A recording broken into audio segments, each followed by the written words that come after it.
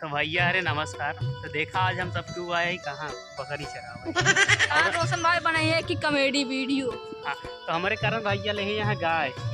आज जो है गाय चरावे आया है गाइस। गाय वह देखा चरतिया है, आप सब देख सकते हैं। और ये हमारे राम भैया आया है जो उनकी भैया वीडियो डाले खातिर आया है वाईफाई ले।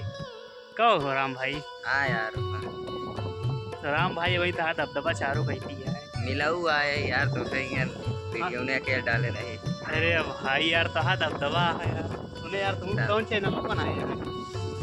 अरे यार मैं कोनो चैनल है भाई, इसने बनाई दी। अरे बता यार भाई यार हमारे चैनल का नाम है लाइव कॉमेडी स्टार।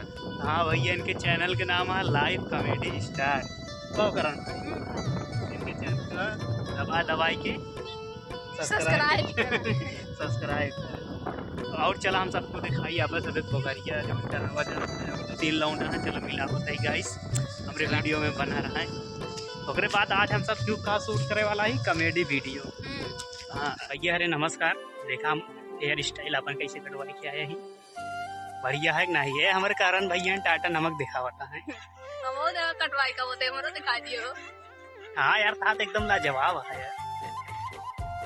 और बताओ करण भाई खूब जीजा किए घूमता है अपने जीजा किए खूब घूमता है।